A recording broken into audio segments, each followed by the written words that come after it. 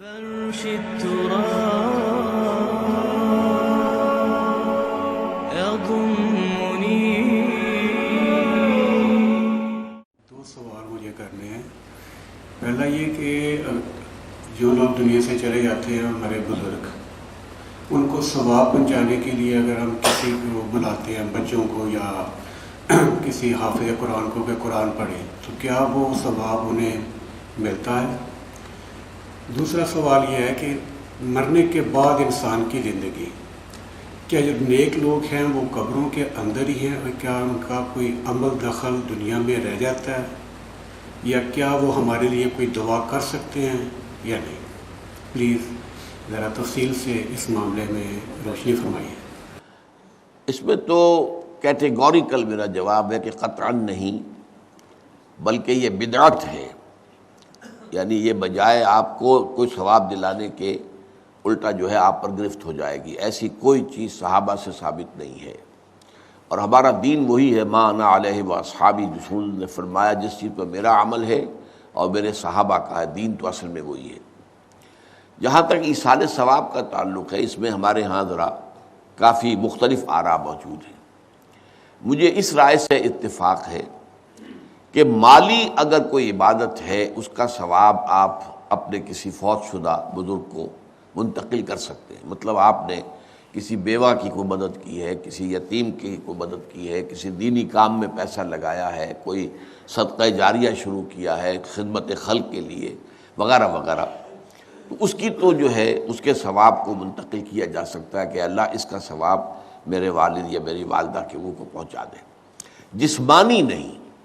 آپ نماز پڑھ کے کہیں اس کا ثواب، یا روزہ رکھ کر کہیں کہ اس کا ثواب، یا یہ کہ آپ قرآن پڑھ کر کہیں، یہ آپ ہی کو ثواب ہوگا. آپ خود پڑھیں گے آپ کو ثواب ہوگا. البتہ ایسے تمام افعال کے بعد جب آپ اللہ سے دعا کریں گے، یہ نہیں کہیں گے کہ میرے اس فعل کا ثواب منتقل کر دے، اے اللہ میرے والدین کی مغفرت فرما. تو یہ کوئی نیک کام کرنے کے بعد جو ہے اس دعا کی تاثیر جو ہے وہ بڑھ جاتی ہے. بس اس پہلو میں انڈائریکٹلی اس کا ایک تعلق بن جائے گا. ورنہ یہ کہ وہ اس طریقے سے بچوں کو بلانا اور پڑھانا اور یہ جو ہے سوئم میں کرنا اور قرآن خوانی کی محفلیں، یہ سب بدعات ہیں، اور یہ در حقیقت دین میں اضافے ہیں، اور ان کی کوئی حقیقت نہیں ہے. دیکھیے، انسانی زندگی کے یہ 3 دور ہیں. حیات دنیاوی جو ہماری پیدائش سے شروع ہو کر اور ہماری موت پر ختم ہو جائے، پھر حیات برزخی موت سے لے کر قیامت کے دن تک، اور پھر حیات اخروی ہے قیامت میں ریزریکشن کے بعد سے وہ زندگی جو ہے جو جنت یا دوزخ کی ہے. اس میں ان دونوں زندگیوں کے بارے میں تفصیل سے کوئی بات کرنا بالکل غلط ہے، اور اس سے فتنے پیدا ہوتے ہیں. ظاہر بات ہے کہ قبر، جسم تو قبر میں رہتا ہے، اس میں تو کوئی شک ہی نہیں ہے. روح کہاں جاتی ہے؟ کیا وہ بھی قبر ہی میں رہتی ہے یا کہیں اور چلی جاتی ہے؟ قرآن مجید میں سجین اور اعلیٰ علیین کا ذکر موجود ہے، لیکن یہ تمام چیزیں متشابہات میں سے ہیں. یہ تمام چیزیں قرآن مجید میں سورہ آل عمران کے شروع میں بیان کیا گیا ہے کہ ہم نے یہ کتاب اتاری ہے، اس میں کچھ آیات محکمات ہیں، کچھ متشابہات ہیں. وہ متشابہات کا ایگزیکٹ مفہوم جاننا اس وقت ہمارے لیے ممکن نہیں ہے. یہ تو جب اس عالم میں ہم پہنچیں گے تو معلوم ہوگا کہ ہاں یہ بات تھی کہ جو قرآن مجید میں اس طور سے کہی گئی تھی. لیکن یہ کہ اس وقت جو ہے جتنا کچھ ہمیں حدیث صحیح میں مل جائے یا قرآن میں مل جائے، اس عالم برزخ میں بھی یہ تو ہوتا ہے کہ جو نیک لوگ ہیں انہیں کچھ نہ کچھ جو ہے اثرات اچھے ان پر پڑتے رہتے ہیں، ان کی ارواح پر کہہ لیجئے، اور کچھ جو برے ہیں ان کے اوپر جو آخری انجام ہونا ہے اس کی کچھ ریفلیکشن ہوتی رہتی ہے. جس کو حدیث میں کہا گیا ہے کہ ہر قبر جو ہے وہ یا تو جنت کے باغیچوں میں سے ایک باغیچہ ہے یا دوزخ کے گڑھوں میں سے ایک گڑھا ہے. یا کہیں کہہ دیا جاتا ہے کہ کھڑکی کھول دی جاتی ہے اس میں، یا جنت کی طرف سے ٹھنڈی ہوائیں آئیں، خوشبوئیں آئیں، اور یا دوزخ کی طرف سے کہ آگ کی لپٹ آئے. دوزخ میں داخل ہوں گے قیامت کے بعد ہی، اور جنت میں داخل ہوں گے قیامت کے بعد ہی، لیکن اس کے کچھ آثار پڑنے شروع ہو جاتے ہیں. وہ جس کو انگریزی میں آپ کہتے ہیں coming events cast their shadows before.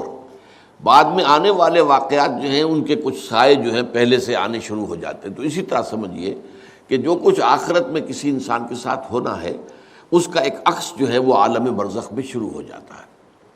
اسی لیے قرآن مجید میں یہ بھی آیا ہے کہ یہ جو آل فرعون تھے یہ صبح و شام جہنم پر پیش کیے جاتے ہیں، اور قیامت کے دن پھر کہہ دیا جائے گا ادخلوا آل فرعون نار، ان کو داخل کر دو آگ کے اندر۔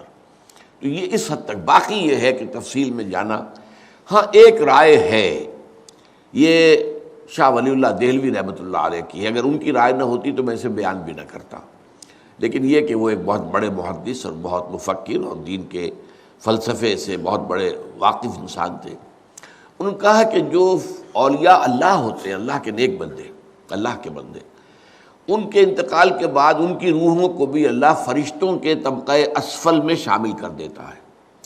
یہ فرشتے ہیں نا، اس وقت بھی موجود ہیں، ابھی شاید اگلے ہی جمعے میں وہ حدیث جو ہے اس کا بیان آئے گا کہ جب بھی کسی گھر میں، اللہ کے گھر میں کچھ لوگ اس لیے جمع ہوں کہ اللہ کی کتاب پڑھیں اور سمجھیں اور سمجھائیں، تو ان کے اوپر فرشتے گھیرا ان کا ڈال لیتے ہیں، اور ان پر اللہ کی طرف سے سکینت نازل ہوتی ہے اور رحمت نازل ہوتی ہے، اور اللہ ان کا ذکر کرتا ہے فرشتوں کے پاس، دیکھو میرے بندے، تم کہتے تھے یہ فساد مچائے گا، دیکھو یہ بھی تو ہے نا جو میرے کلام کو پڑھنے کے لیے میرے گھر میں جمع ہیں۔ تو فرشتے ہیں موجود، ہم میں سے ہر ایک کے ساتھ 2 فرشتے موجود ہیں۔ تو یہ فرشتہ اسفل ہے، سب سے نیچے، جو دنیا کے کاروبار کو چلانے میں اللہ تعالیٰ کے سول سرونٹس ہیں، پھر اس سے اوپر کے فرشتے ہیں، اس سے اور اوپر کے فرشتے، پھر مقربین ہیں جو اللہ تعالیٰ کے قریب ترین فرشتے ہیں۔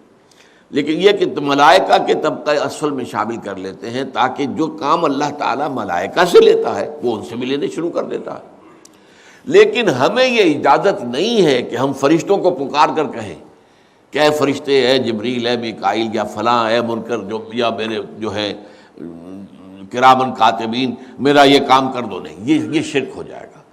اسی طرح ہو سکتا ہے کہ انبیاء کی ارواح جو ہے وہ بھی اللہ تعالیٰ نے شامل کی ہوئی اس لشکر کے اندر، وہ کام کر رہے ہوں اور وہ اللہ تعالیٰ کے حکم سے مختلف معاملات جو ایگزیکیوٹ کرتے ہوں، لیکن ہم کسی کو پکار نہیں سکتے۔